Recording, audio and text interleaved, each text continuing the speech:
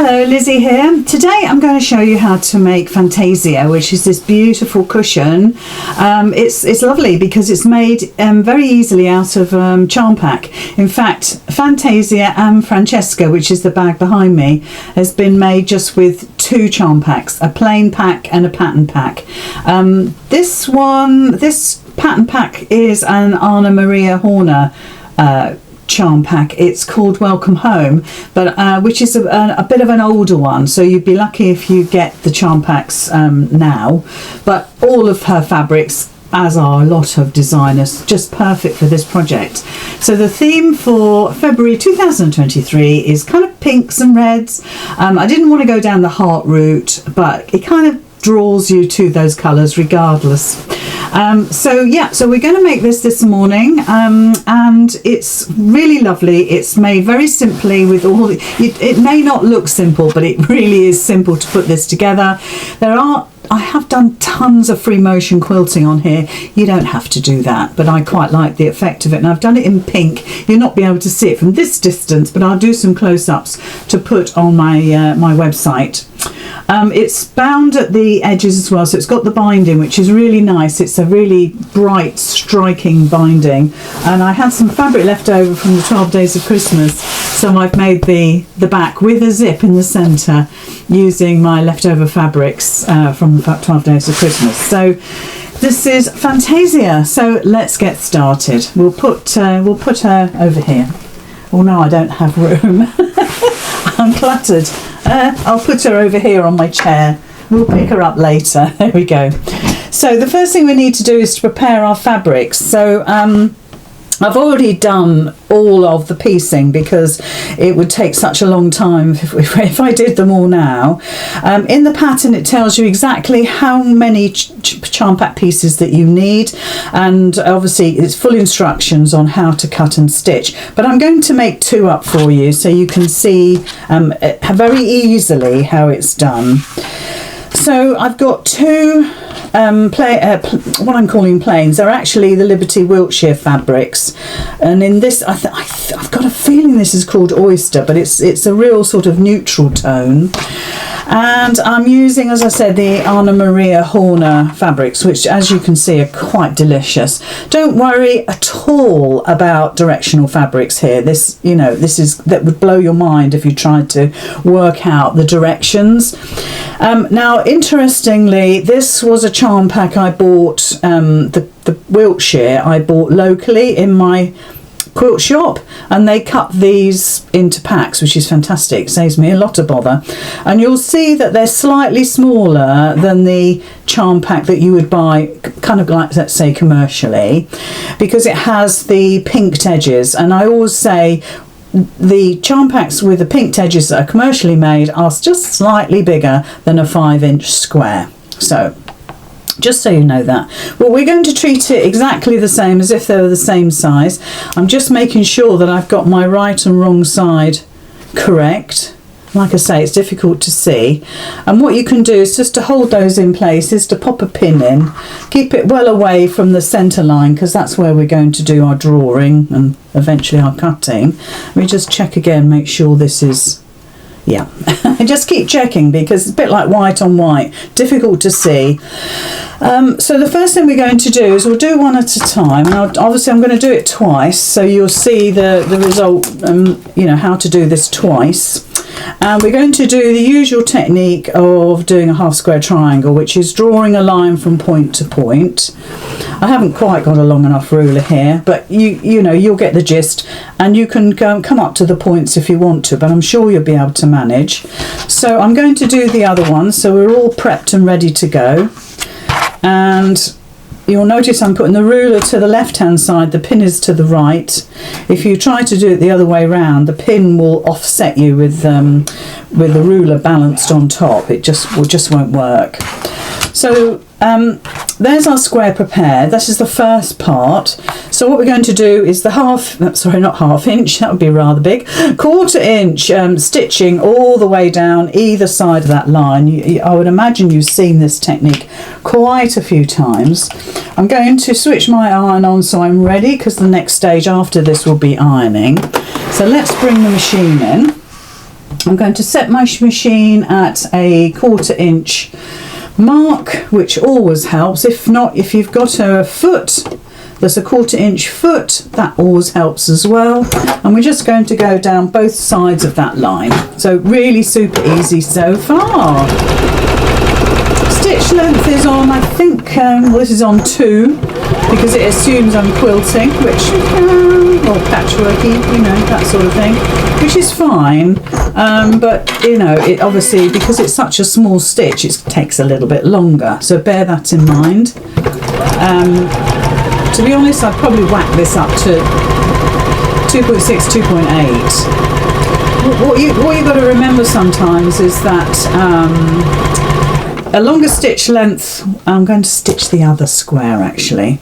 The longer stitch length makes it quicker to stitch together. It doesn't necessarily make it weaker, because I want you to consider how much quilting you might do on the front of this cushion. If it's a lot of quilting, then that's going to hold everything together. So I wouldn't get too hung up about stitch length. You decide what's best for you. But my machine defaults to 2, which I'm gonna change that in a second. So we've stitched both of the pieces there. You can see that I've gone down both sides of the seam. So if you have a look, or the drawn line, you can see that. Let's just hold it up so you can see. So there's my drawn line, and there is my stitching either side. Okay, so let's go on to the next stage. Got my iron on, and I'll get my ironing mat up. So I'm going to take my pins out now. Now you could use your rotary cutter and ruler, or you can just get your scissors and cut down that line. Sometimes I like to use my scissors, A, because they're so super sharp, they're so lovely to use, and B, you know, sometimes it's quicker just to pick up your scissors. Now if you want to, you can open your seams up. It's very trendy at the minute to do that. I'll leave that up to you. I'm not going to open my seams on this particular occasion, but you can obviously. So set your seams. So all of those seams that you've just stitched, let's just set those. Okay, that's lovely. Very simple process. What you're going to do is you're going to have your dark side facing up to you, because we are using light fabric, and although I don't sing the song, if you like, of pressing to the dark side, sometimes it is appropriate, and because these are quite vibrant colours and this is quite light, let's try our best to hide those seams and keep everything looking pretty. So once we've set our seams, have that dark side sitting on top, push it away and press. So we'll do that with both halves. Just out of habit, we just set that seam again. It is always habit. Don't stretch, just, you know, don't pull it and stretch it. If you set the seam, that will really help you, you know, fold that over and get a nice crisp seam. There, it's lovely. You can give it a nice press again, and again, dark side up. It's not essential, but in this instance, as I said, especially if you're going to use a white, I think it's nice to use a really good contrasting plain here. It really does pop. You can see how that looks. Okay, so I'm going to switch my iron down, pop that out of the way. So we'll just move that one out of the way for the moment. So here we are, we've got our 2 half square triangles pieces. If we were making Francesca, we would leave it at that. But this time we're going to be making 1/4 square triangles. And to do that, all I want to do is to flip these on top of each other, but I want to do dark to light, light to dark. So in other words, I'm going to do it so it goes like that. Even then I got it wrong. So you're going to flip it so it goes dark to light, light to dark. So if I hold that together, and I'll just move that so you can see, we've got light to dark, dark to light. Okay, and you want to really try and nest that seam in the center, so get a feel for it, and just keep wriggling it until in actual fact, it kind of doesn't become any more lumpy bumpy. If that wasn't sitting nicely on top of each other, it would feel quite lumpy. So let's just pop a pin in. Let's get a nice sharp pin. Pop a pin in to hold that. Again, we'll do that with the other one. So we're going to flip this over, so dark to light, light to dark, and just wriggle it until you don't feel it. It does lock. People say, it locks the seam together, but it really does, and it feels quite smooth when you put your hands over it, your fingers over it. And again, we'll just pin. There we go. Just holding that in place. Okay, so the next thing we're going to do is draw a line again. So it's very easy, very repetitive. By the time you've made the cushion, you'll be an expert in making quarter square triangles. And then we're just going to draw that line across there. Whoops, did wriggle a little bit. But you can eyeball corner to corner if you do wriggle. My mat's a bit lumpy bumpy. It's not ideal, but it's a good size. So again, just go over right down to the corner, and again you're going to stitch either side of both of those lines. So either side, down here and down here, you're going to do that 1/4 inch seam allowance. So let's just get it under the needle. Let's just whack that stitch up as well. Really, it's doing my head in. So again, as you come up to that seam, just feel it again, just to make sure you're happy that they're nested. To be honest, by the time you've done all the quilting, if you decide to do the quilting, all of those seams get kind of blurred. So don't beat yourself up if your centre isn't how you have the picture in your mind of the ideology, if you like, of what you think it should look like, but yours doesn't turn out like that. I wouldn't worry, because once you've quilted it and made it, and it's sitting on your sofa looking absolutely gorgeous, you're not going to notice. I promise you.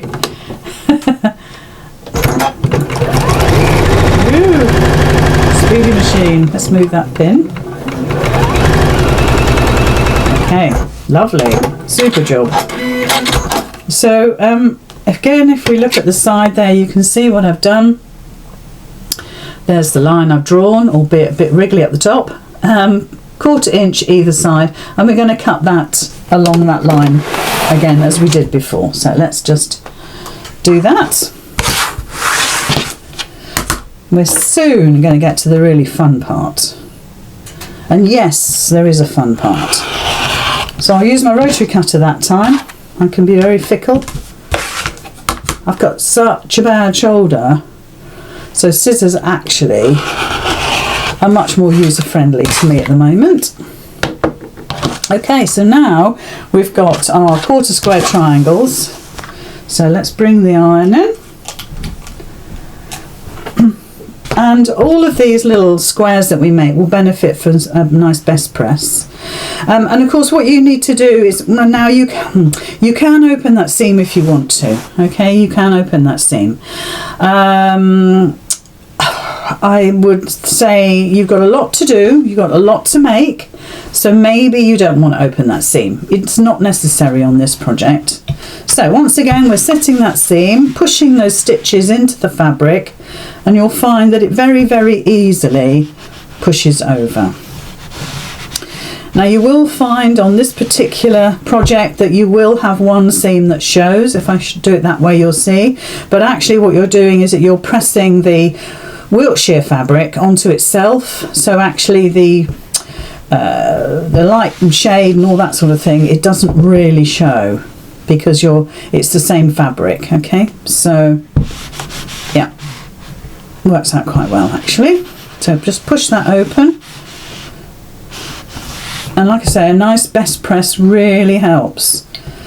In fact, you know, you could just go through the whole charm pack best pressing each piece, and as you iron it, it kind of reactivates it. It's a wonderful product. Whoever invented it could do with a reward of some sort, like a gold medal. Perhaps they have. Perhaps they've had some sort of award, I don't know. Right, there we are. So there's our 4 little blocks made. They look absolutely gorgeous, but we need to cut those down. So we need to cut those down to a 4-inch square. So I'll just get my 4-inch ruler. So this is where you really do need a rotary cutter. Now each one of these obviously has the diagonal lines going through, and if you've got a little 4-inch ruler like this, that diagonal line on your ruler, I'm sure you can see that. Let's put it on my Mac. Can you see it there? That diagonal line there goes along either that seam or that seam. It doesn't matter. Just line it up. And what you want to try and achieve here, in fact, let's get my rotating mat up, because that really is an asset. There we go. So what you want to do is, like as I say, you want to line up that 45-degree line against that seam so it's perfect, but actually you want to try and get these corners here perfect too. So I mean, that one's quite a bit out, so I'm going to pull the whole ruler down and try and get that lined up a little bit better than it is. I mean, I don't think that's actually going to fit 100%, but I'll leave it as it is. It's not brilliant, but it'll be fine, I'm sure. And then all you're going to do is cut round and trim up, and you can make sure that that centre is right on your point line there. And then we're just going to, let's unlock the hold on, let's unlock the ruler. Oh. That's it. That'd have been easier to do that beforehand. There we go, I'm better now. So let's just line that up again. Okay. And then just use your rotating mat. And actually I can do this sitting down, whereas I think if I didn't have my rotating mat, I think I would have to stand up to cut this. Just be careful it doesn't move. You can use some tape to hold it. Put some tape on the underside of this. This is a Creative Grids, but it does slip and slide about. Okay, so let's do the other one. So put your diagonal line going across, line up so it's absolutely perfect here, and also try and get that diagonal, the points of your ruler on the diagonal line on the other one, and that way all of your corners should be good, because that makes a difference when you pop them together. I mean, not a huge difference, you don't have to worry too much, but it keeps everything nice and neat, so you can see what it looks like. So that's 2. So once all your little blocks have been trimmed to the 4-inch square, we now need to lay them all out. Now you need to do that because we've got duplicates of the colours and the patterns, so you need to be able to distribute those amongst the cushion front. So what we're going to do is start laying these out. You want them so the colours are coming down, so you're going to make diamonds, and you want to, as I said, to try and mix them all up. So it will take a few moments to get that absolutely perfect. Try and sort of get them so they're slightly different. And if you've got favourites, and of course you know you're going to have favourites in amongst this lot, they are truly stunning, then obviously put those in the middle so you can see them. I particularly like this one, so that will crop up quite often. Yeah, so the colours, as you can see, are pinks, reds and sort of mauves, which are quite delicious. I love this one as well. So that's the same as that, so we'll move that over here. That's the same as that, so we'll put that there. And then once we get it all laid out, you can then start moving them again. And like that one doesn't work because that's right next to each other, but we'll put it there. And we'll see how that works. Loving these colours. Just absolutely gorgeous. So if I do that, we're diagonal. If I do that, that's sort of on top of each other. So I'm going to pop it just out of your view slightly there. These ones have come up a little bit earlier, haven't they, in my heap. So I'm going to mix them up a bit. I'm going to put one up there and perhaps bring one of these down here.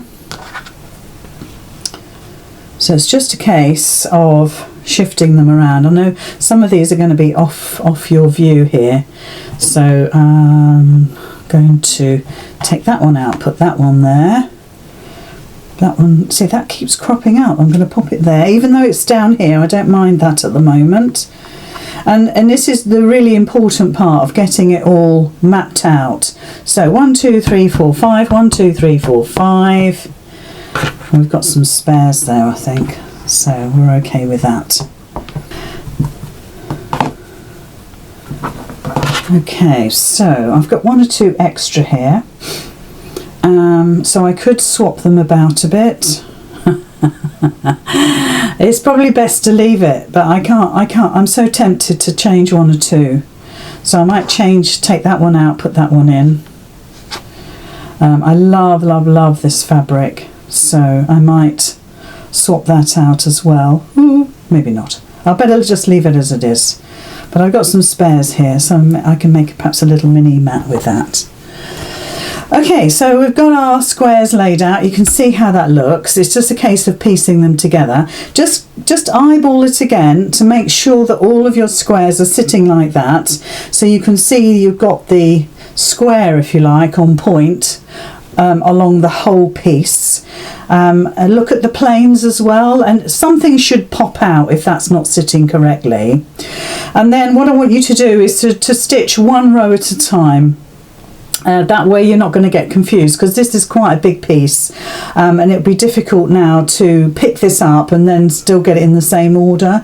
So I'm just going to shift it all across my desk right over to the left here, and then bring my machine in and start piecing. So I'll do a little bit with you, and then I'll finish the whole lot. I'll finish the rows and then we'll see how the rows go together. But at each stage we want to make sure we iron really well, get that best pressing if you want to, really nice hot iron, and then we'll only kind of steam it, if you like, at the before we go to quilt it. That's the only time you're going to steam it, if you want to steam it.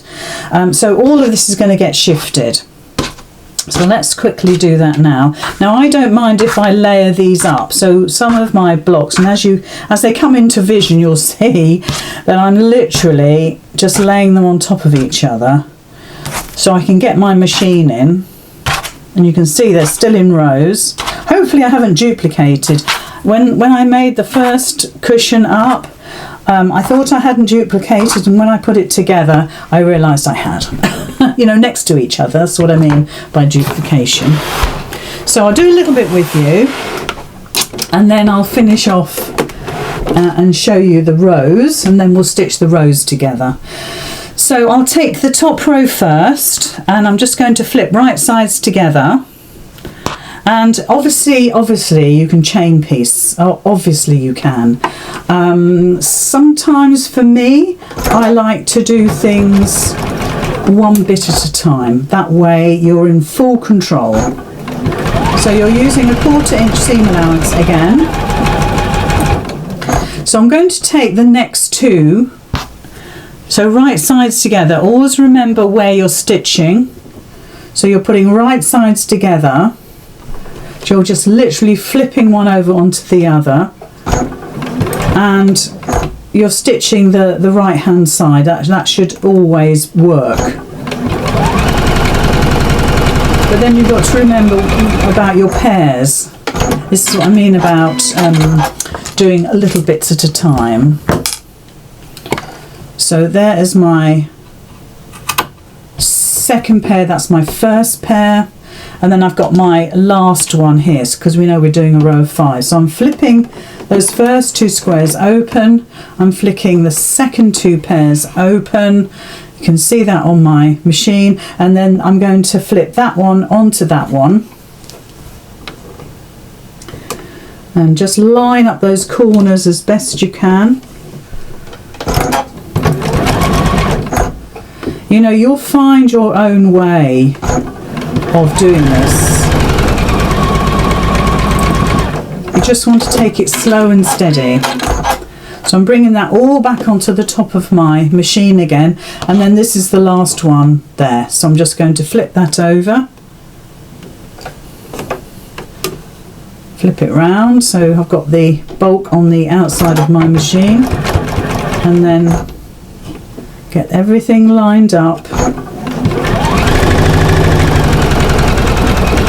There we are. So that's our first row done. And then you want to put it down on your desk as you've stitched it. So there's my first row. So that's going to go down on my desk as my first row. I'll show you at the front. So that's what you're aiming for. So I'm going to pop it down. And then now I'm just going to repeat for the other 4 rows. So I have stitched all 5 rows together. In other words, I've done all of the blocks, little blocks going along each row. So if we have a look on the overhead, so if I move one out, you can see that's 1 row. So we've got 5 here. 1, 2, 3, 4, 5. I've pressed them, and I've best pressed them as well. So I've got the seams underneath going opposite. So if I was to turn 2 over, okay, you can see that they're pressed in the opposite direction, so that'll help them nest, that'll help the points match up when we come to stitch them together. So now it's a case, as I said, of joining each row one at a time, slowly and carefully. What you're trying to aim for is just keeping those points really nice. Now if you're not sure if that's going to work or not, because you know, with hand cutting, with hand stitching together ourselves all of these little pieces, if every single one meets, then you are a genius and I love you. But in reality, what you can do, and I found this to work really well, but it's a little bit slow because you've got to cut your quilter's tape. It also means if you do use this method that you can't iron the seams open because you'll have literally glued the seams together. So if I were to show you on the overhead a little sample of what I'm talking about, I'm going to put a bit of quilter's tape just above each point, regardless of where it is. I'm not going to worry too much, I'm not going to think about it. I'm just going to accept that some of these might be a little bit different to each other.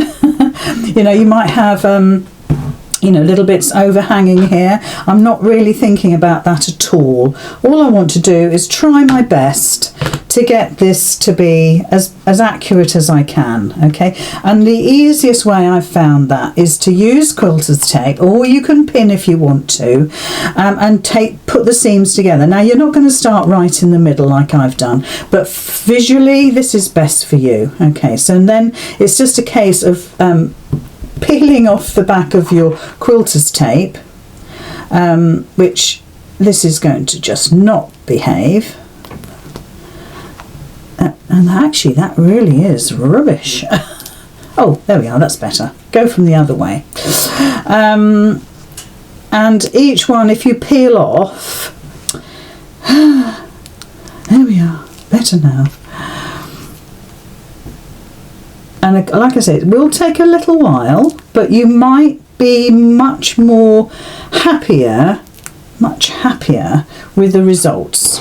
So there's our quilter's tape on each point. So 1, 2, 3, 4, and then we're going to bring this one over and marry it up. Now the joy of doing it this way is that you can keep shifting it about until you're happy with what you're looking at. So the edge of your tape is where your stitch line is going to be, okay? So if we bring that over and we do one at a time, and then we'll flip it back. So I'm pressing them together so they glue together. And then, like I say, you can do this with pins, or don't do it at all. Just go for it. Depends how important this is to you. For some, it's very important. For others, not so important. So let's just flip this over and see what that looks like. And I'm actually fairly happy with how that's all lying there. And now obviously I'm going to have to stitch these rows together, but you'll start at the top and work your way down. Keep them all in order because that's what you spent quite a bit of time organising them. And we're going to stitch now each row. So I will move these across. Get my quilter's tape ready for the next row. I found that to be very successful, but like I say, you can't really open the seams up. So you'd have to think you're going to have to press the seams over as you would with the little squares, as you did with the little squares. So let's just line this up and stitch one row, and then I'll go ahead and obviously I'll stitch the others. Now because we've glued at each intersection, then that's not going to move. So whatever you do between each intersection, each point, you're going to ease in if you need to, okay? So 1/4 inch seam allowance again.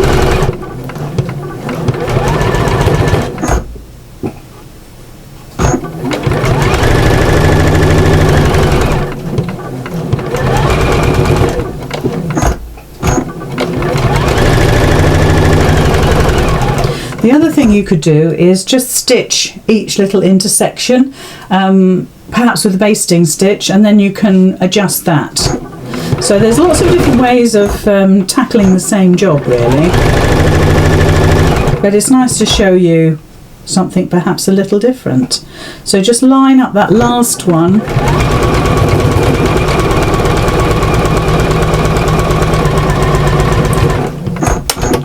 And if your points are a little bit out, you can always go over this again. So let's have a look how we've got on. So let's just hold that up. There we go. So that's not bad at all. I'll accept that. So there we are. So now we're going to put all the rest of the rows together. So I will do that and I'll come back to you when I've done it. So all we're going to do now is quilt it. We're not going to put a backing on it. We're just literally going to put the wadding on underneath. So I've got an offcut here that I'm going to use. Now you could use a double layer, sometimes I do. For cushions, a single layer is fine. I'm using an 80-20 wadding. I'm going to do a lot of free motion on this. So you can decide. You could do echo quilting, you could just do crosshatch, whatever you decide to do, it's going to look beautiful. And even though it's a cushion, it is good to quilt it to give you sort of dimensions and interest, I suppose. So I put my adhesive spray directly onto my wadding. And all I want you to do, as you would with a full-size quilt, is to push your little topper, your little cushion topper, from the middle out, top and bottom, and just keep doing that until you're happy that it's sitting correctly. In other words, it's all nice and flat, but the wadding is okay underneath. To be honest, I'm not fussed about the wadding, it's more about the top. When we come to free motion this, we want it to not crease up, and you'll only do that by doing this, kind of just keep pushing it out, flattening it out. And if you want to, you could obviously pin this, you could baste it. There's all sorts of ways of holding the layers together. So now what I'm going to do is pop it under the machine, and I'm going to do some free motion. I've got a beautiful light pink embroidery thread there that I'm going to use. So I'm just going to set my machine up for free motion. We'll do a little bit and then I'll complete it for you. Okay. So I've set my machine up for free motion embroidery. So I've dropped the feed dogs, I've put my darning foot on there, embroidery foot. There's lots of different names for the same foot. It's an open toe foot, I prefer that. I've put my special embroidery thread, my lovely sheeny sort of type of thread, you don't have to use that, onto my thread stand. You can't see it's out of shot, but it's rather than putting it into the machine, I much prefer to have my spools standing up, so it's actually standing in a thread stand. I can show you that at the end of the video. And I'm just propping open my lid because the thread is coming from way over here. You can just about see it there. So I'm all good to go. There's no stitch length involved. It's literally free motion. So you're the one in charge. Let's put it that way. Now, you will find possibly with your machine that where all of those points meet, you've got well, 8 pieces of fabric meeting, you probably find that you won't be able to free motion over that particular section. So you will kind of skirt around that. See how your machine goes. If you've opened up the seam, that is definitely going to be better for you. But I haven't deliberately. So you might, as I say, you might skirt around that. Now, if you're doing a little tiny free motion that I'm going to be doing, sort of a spirelli design, then and it's tiny, then obviously you might get a few patches. But if I wish to show you the original cushion, you would absolutely not see it unless you saw the wadding. So I'm going to do a quarter at a time. So I'm going to do my top right quarter first. So I'm going to start sort of in the middle-ish. I'm not too worried about where I start and stop. It's not that important to me. But I'm going to do the top quarter first, and then I'll go over to the left and do that quarter and work around my little cushion top like that. So I don't do anything to start off with other than lower my presser foot. You can bring up your threads if you want to, but wherever you start where there's a little bit of detail going on, for instance, so it's not obvious to you that's where you start and stop. You might want to take your threads down to the bottom and thread them through and knock them off. That's up to you. I won't be doing that. So it's just a case of starting, and once you've started, literally stop, a few stitches, and cut the end of your thread off, unless you're going to bury it underneath, in which case just look after it. So then we just start. So it's just a case of really enjoying the movement of the spirelli design. Keep the speed up of your machine. Don't worry about stitch length. If you happen to be going on the spot quite a bit, again, don't worry about that. You won't notice it when it's all completed. Really, you won't. So just, you're meandering, basically. I mean, you could, if you wanted to, draw on your fabric beforehand to do your spirelli design, but once you get into the swing of it, I'm sure you'll cope admirably in doing this. It's just a little bit of courage and very relaxed. You'll notice that my shoulders are nice and relaxed. I'm not worried about anything. I'm trying not to go over my lines, you know, so you don't want any sort of crossroads, if you like. And just enjoy it and just take your time. Now this will take me a little while to do because I'm doing quite a small design, so I will go ahead and finish this, and then I'll show you at the end how it looks, and I'll show you the back so you can see what that looks like. But basically it's as easy as that. If you want to keep your regular foot on and just do echo quilting, fill your boots, enjoy it. Whatever you do, enjoy it. So I have completed the quilting, so all of that cushion front there has been quilted. It does look lovely, doesn't it? And if you look at it on the wadding side, you can you see just little sections there? That's where the intersections are, and there's no way my machine will go through it. If I had opened up the seams, they would have done, but I decided to push my seams to one side. So and to be honest, looking at it right close, you would never see that I'd missed out the center of those pieces. So now we've completed that, we're going to now prepare our backing. So we've got 2 backing pieces that we're going to put a zip into, and the measurements are all in the pattern, so there's no guesswork here. The first thing you're going to do is to stitch the fabric right sides together along the two long seams, or 2 long sides. So if we do right sides together, just bring them together, and you're going to stitch a 1/2 inch seam allowance from top to bottom. So don't forget, you don't need a 1/4 inch this time, you need 1/2 inch or thereabouts, a centimetre, whatever is comfortable for you. Stitch length is going up to 2.6. We're actually going to open this up, we're going to cut it open. So if you want the stitch length to be longer, you can, because it's all coming undone. So just going down the seam there, I'm just going to switch my iron on so I'm ready. And I always remember when I was at school, this was always the way we put zips in. I never learnt any other way for a very long time.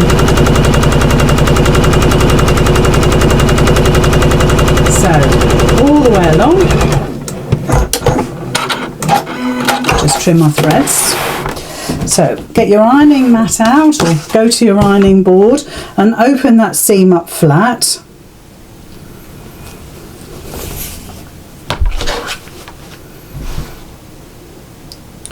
So just get your iron in there and press it open so it's nice and flat.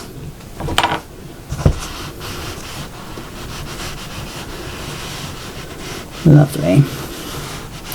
It's always a pleasure working with good quality fabrics, and it presses gorgeous. I'm just going to give the rest of it a quick iron while I'm here. There we go.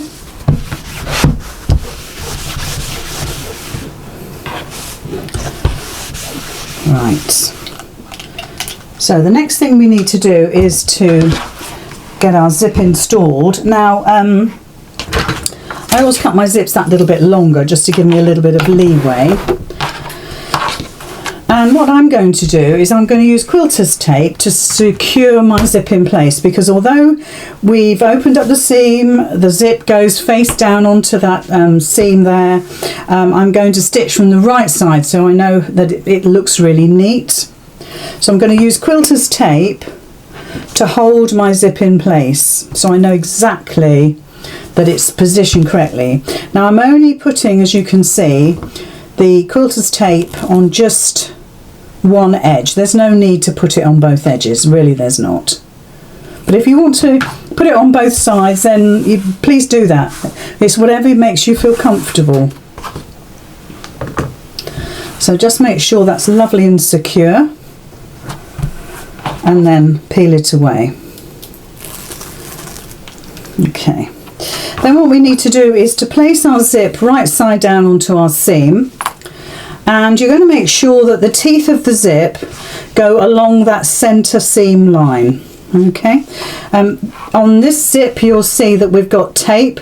We've got a weave right in the centre, which is really handy visually for seeing where to put our zip teeth. Now, what I suggest you do, I'm going to turn this so it faces me, is line up the first bit, so get a visual on the teeth and the seam and get that lined up and stick it down. Just make sure you've got plenty of zip. I've overhung quite a bit, so hopefully I'm okay.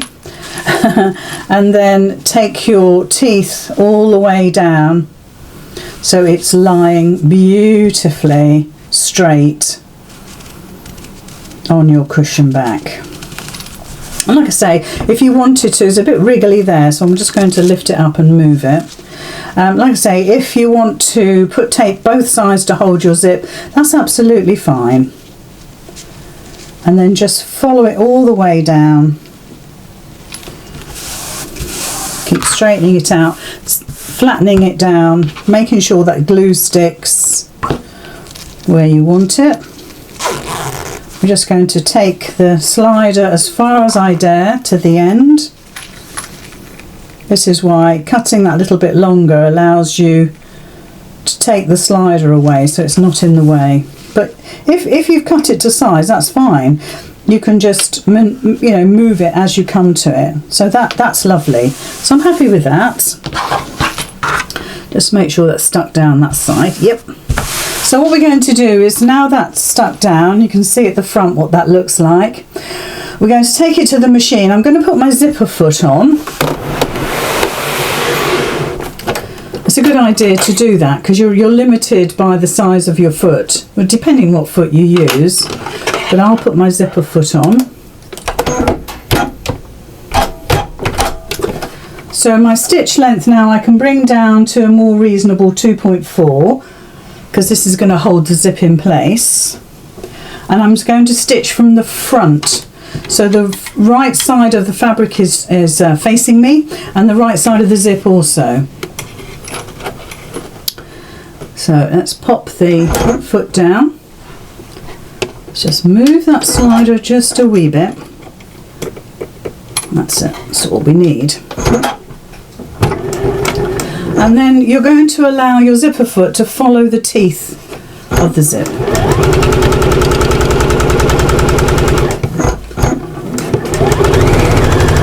And you're going to feel it hug in.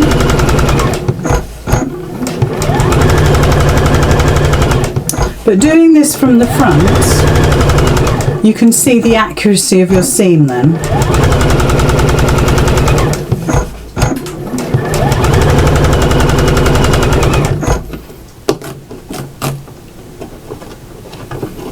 So readjust if you need to. Okay, so that's one side done. So we'll just swivel that around and do the other side. Now if you want to, you could make this quite a wide piece, so you could go right to the edge of your tape, your zipper tape, but just be aware that you've got that quilter's tape there if you have used that.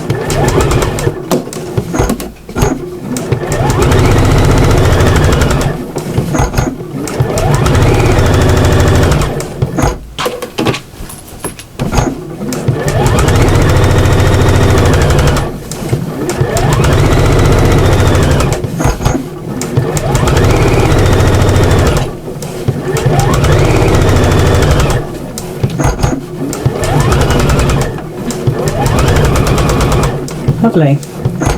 So that's both sides stitched in now. So with my seam ripper, or my quick unpick, whatever you call it, I'm just going to run that along that first seam to open it up.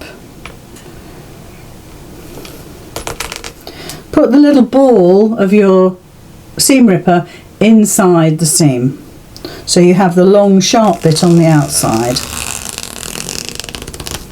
Okay, just do that bit at the front. There we go. Lovely. So now that's opened that up. So if we look at the front here, you can see what that looks like. Okay, so I'm going to move my zip slider along and just trim that zip away. And I'm just going to run my machine over the ends of that zip just to make sure that it all stays in place. I'm keeping my zipper foot on because I'm going to use it next for the piping. Any little threads that you've got sticking out from ripping that seam open, then you can pull those away and just pick them off. Or I tell you what I use a lint roller, one of those rollers that you get if you get bits on your trousers and that sort of thing. So I'm just going to adjust there because my seam was sticking open, so I've just flattened it. Same the other side.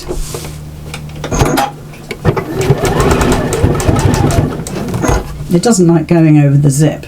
I must admit, going sideways over a zip with a zipper foot is not ideal. That's caught it again. I'm just going to make sure it's sitting flat. What I might do is come backwards. Oh, that's fine. It's fine. Super. Okay, so what we have now is a wonderful contained back piece. And do open up your zip because at some point we're going to turn it through, and all these little bits need picking out, but I'll get my lint roller on it soon. So that's what you should have. So now we're ready to do the piping. So with the piping, you've got a length of cord, cotton cord preferably, and you've got a strip of bias. Now you need bias because we're going to go around corners, and in actual fact we need to actually shape our cushion. We'll do that in a second. So what we need to do first of all is to just encase the piping cord into our bias. Now you really don't have to go right close up at this point. Seriously, if I show you on the side, and again with a zipper foot, that's what you're going to use. If you've got a piping foot, maybe that'll help as well.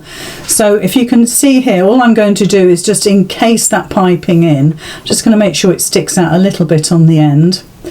And we're just going to run along there. I'm not going to go super tight into the piping at this stage. I'm just going to come a little bit away from it. And if you want to, you can move your needle, which is not a bad thing to do, I must admit. If you can move your needle across, let's make sure I go the right way. Oops. So your needle goes more to the left. That's much better. So you'd be able to do that with the zigzag on your machine. So I'm just going to encase that piping now, so that piping cord, but just give yourself a little bit of slack on the end there. Just make sure that you've got a couple of inches of piping sticking out, just in case you lose it. So we're just going along the whole length, and we're just literally encasing it. We're doing nothing technical other than encasing the piping cord.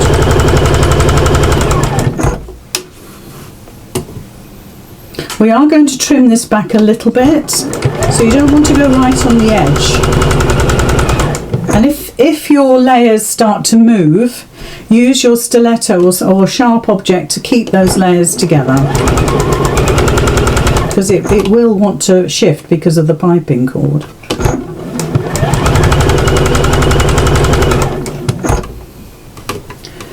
So it's quite a long piece because it's going to go all the way around the cushion.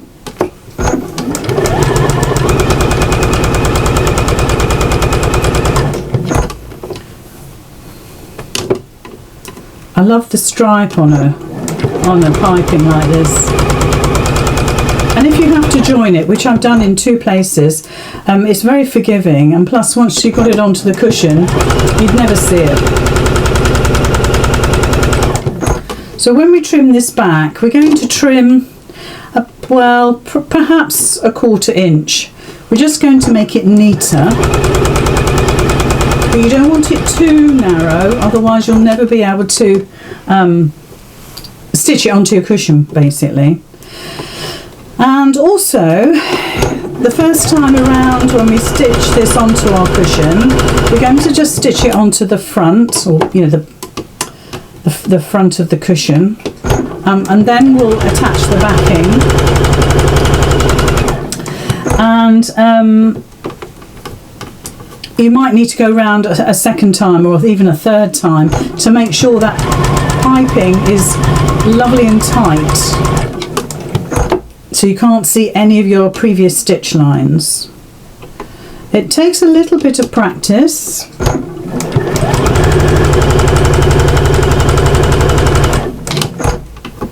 But because this is cotton piping cord, if you do catch it with your machine will cope very well with it. So we're nearly to the end now.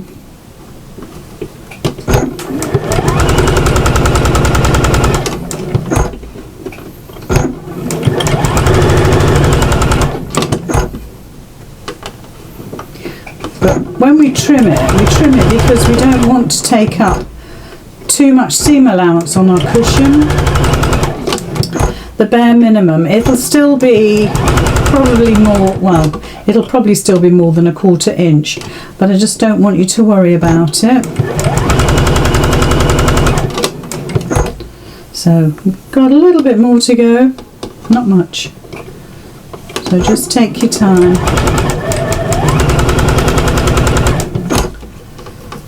if it does shift a little bit, don't worry. Right, so I'm going to trim my binding. I always do far too much.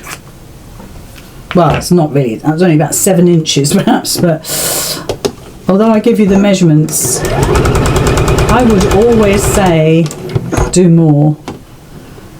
But if I gave you that measurement, you'd probably say, oh, you said too much.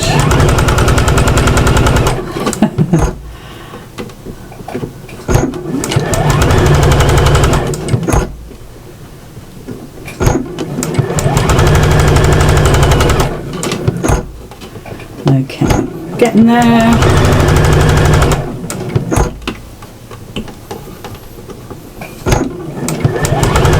Now don't worry about the ends, we're just going to fold the ends into our cushion, so you mustn't worry about the ends being, you know, squared off. They don't need to be 45 degrees, anything like that. So there's all our piping done. Nice big worm. So I'm going to trim some of it back. Like I say, not much, because I want to be able to grab it with the foot of my machine.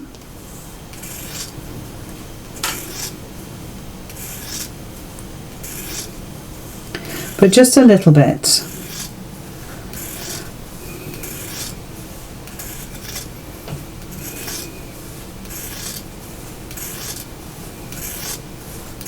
And you'll think, well, why didn't you cut it this width from the very get-go? But the more you've got fabric-wise with piping, the better, really.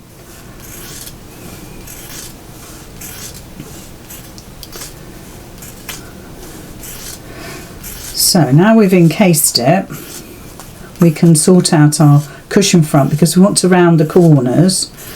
So I'm just going to get the top of my spray can, draw around the curve, and just trim it away with my scissors. So if we look on the overhead,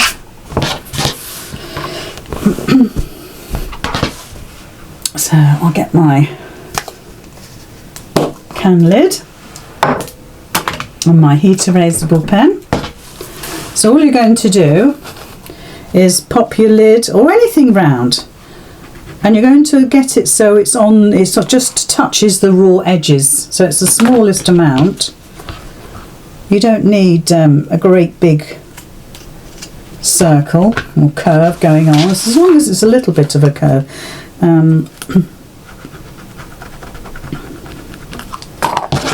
It does make a lovely finish though.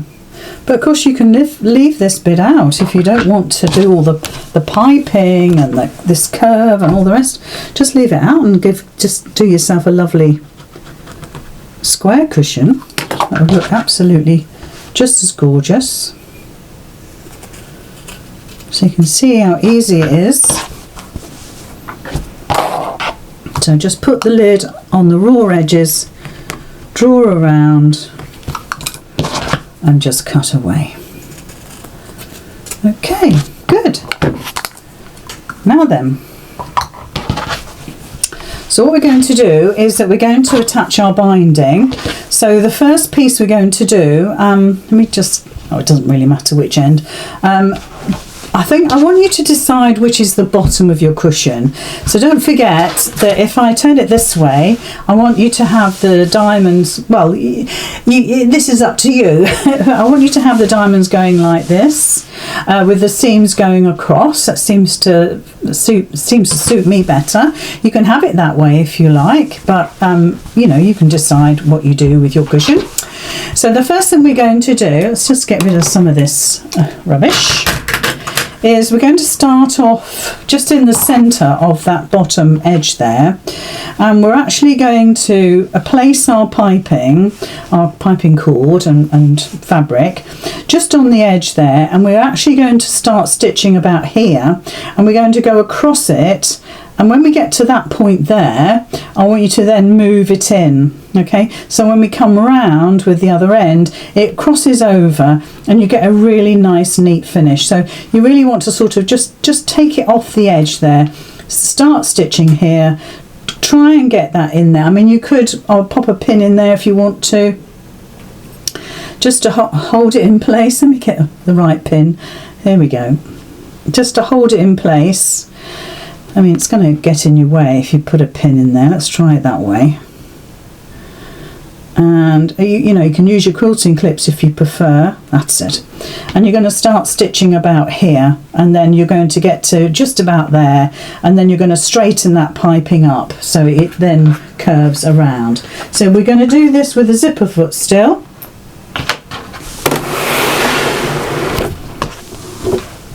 So let's bring all the piping up.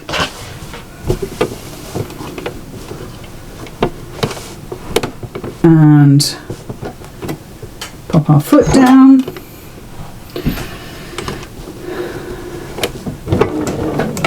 And it wants to move. So let's hold it in place. Right, now I've caught the piping. I've caught it there. So I'm going to take my pin out. I'm just going to go across the piping, so I'm holding it all. Once we get to the stitching of the piping that we've just done, so the stitching on here, I then want you to straighten this up so it comes around. And again, I don't want you to go really super close with your stitching. I just want you to attach it, basically. Now, because we are working with a smaller width of fabric, I want you to use a stiletto or something sharp to hold all those layers together, because we're not really working with very much width of fabric at all. And my zipper foot, I really don't like the zipper foot on this machine, but it does the job. I'm going to just bring my stitch up. Let's just go back. I'm going to take it to 2.8. And just need it to grab. Once it's grabbed all the layers, you'll find it a lot easier. So just hold all the layers together. I'm using my stiletto, you can see, to hold everything. And just work your way around. Do a little bit at a time. And do not worry about where. I want you to stitch close to where you were before, but I don't want you to go super tight to your piping. I just want you to get this piping on, basically. So we're coming to the corner now, so be aware that you don't want to catch the cord, so keep pushing it out of the way. Use your stiletto or whatever sharp tool you're using. A nice embroidery scissors. Obviously keep it away from the needle. And work your way around that corner. Take it slow. I'm homeward straight now. So once we get back to this, I think I'll hold it to the side there. Oops. Let's get my foot. Once we get back to the beginning, so there's the beginning there. We're going to do exactly the same as what we did here, but this time we're going to cross it over the original stitching. So if you remember, we stitched from about 1/2 inch before our piping, started there, and then we went diagonally across it, and then we straightened up. So it's almost like we're going to do the reverse of that. So as we come along here, we're going to cross it over so it makes a lovely neat finish, and then just take it off our work. So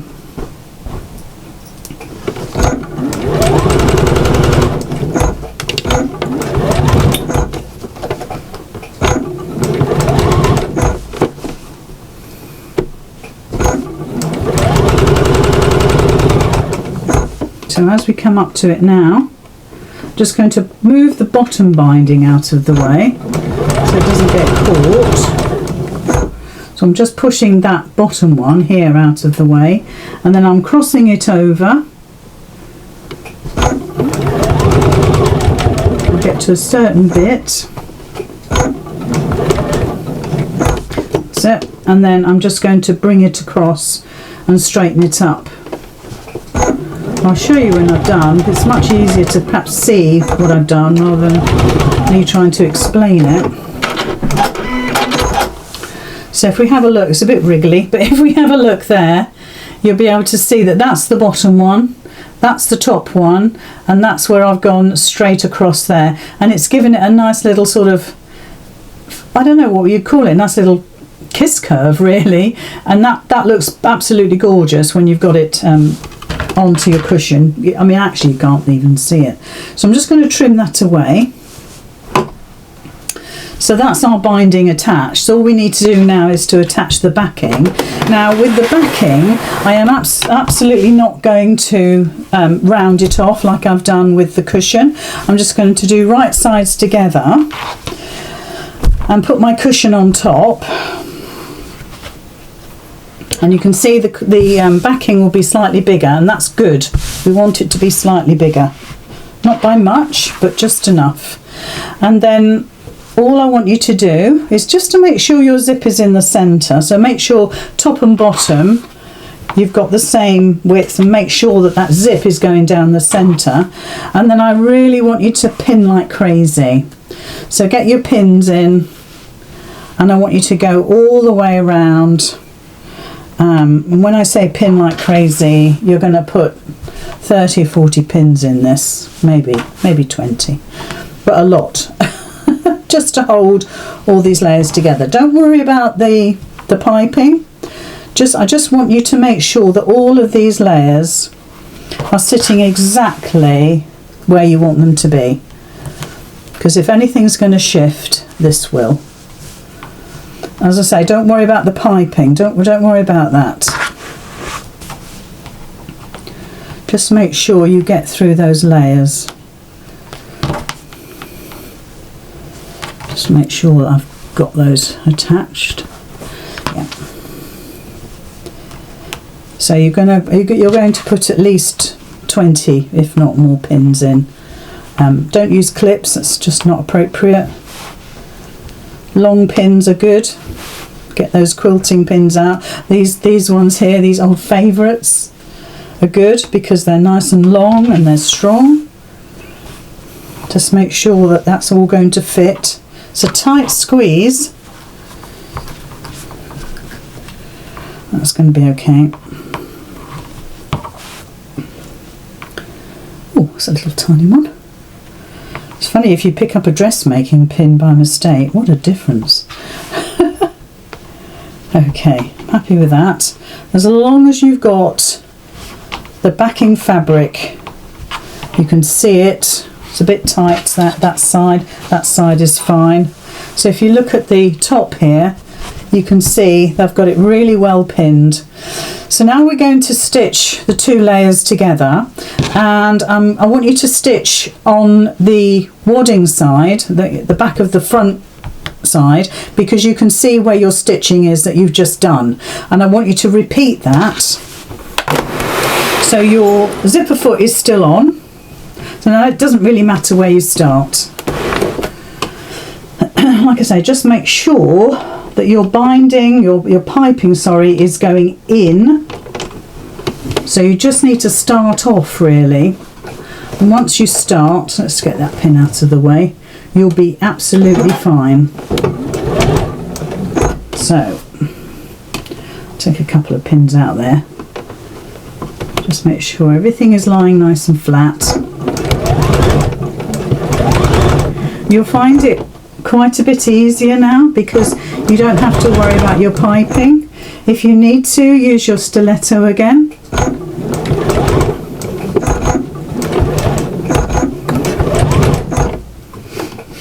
So just coming up to that last couple of inches there, making sure everything is lying beautifully straight.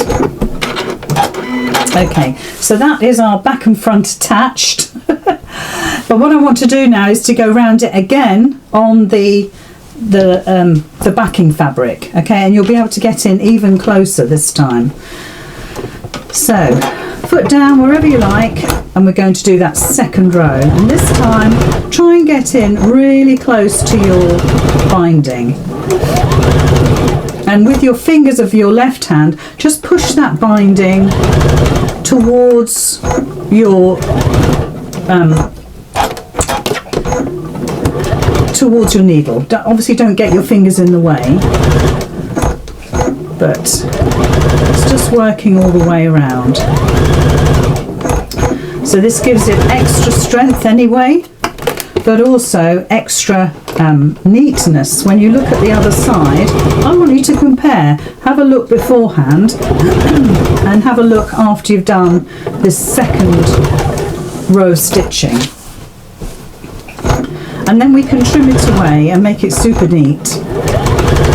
I wouldn't use your overlocker because you've got a nylon zip. Get it as close to my needle as I can.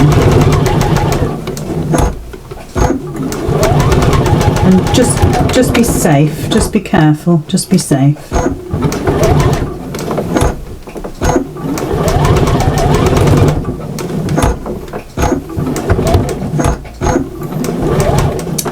I'm losing my presser foot, that's it. I'm going to get a silicone mat to hold my presser foot down.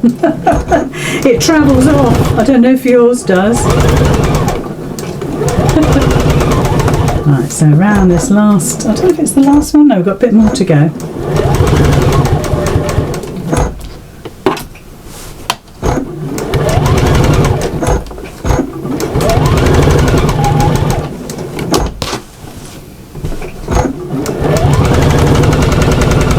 Now, of course, I've used really fancy fabrics on the back of my cushion, but you might just want to use some calico, something like that.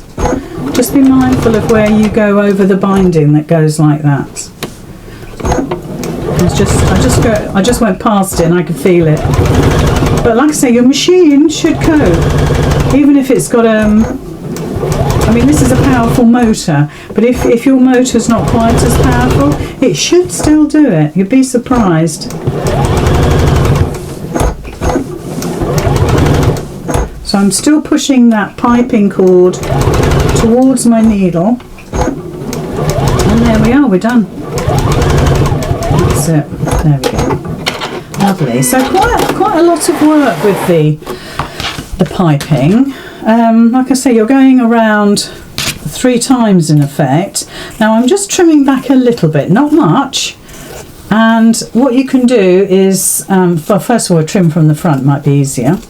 But you could then go around with your zigzag on your machine, just neaten that all off. I won't do that today, but that's absolutely what you could do. So we're just trimming all this away. Before you do that, maybe you'd want to have a look inside your cushion, see if you're happy with what you're seeing. I'm fairly confident with what I've done, so that's why I'm just going cutting and trimming. But before you do all this trimming, just check.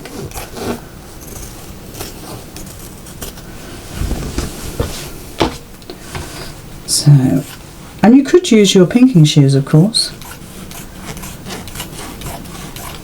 You won't want to be using your rotary cutter and your ruler and mat because you've got that piping cord there.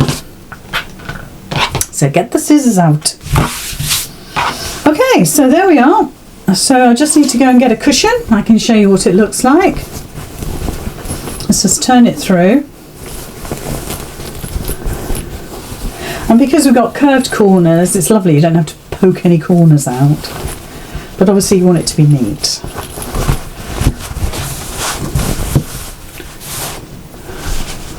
That binding, that piping is 100% beautiful.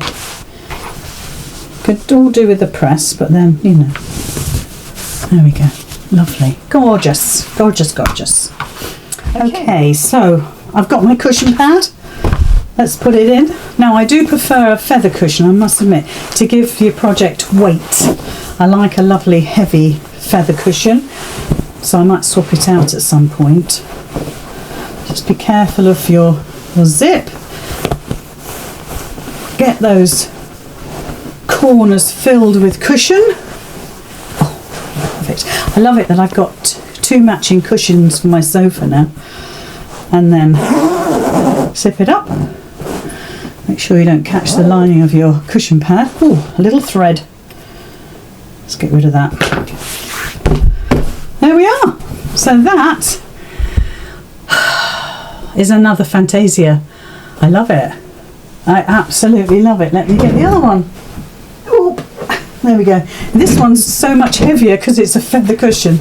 So we've got two. Absolutely beautiful. Really lovely. Yeah. And there is, I don't think you'll even see it. There's the crossover there where we did the binding, you know, the piping where we crossed it over. You can't see it. There we are. There's the back. Ooh, this one's heavy.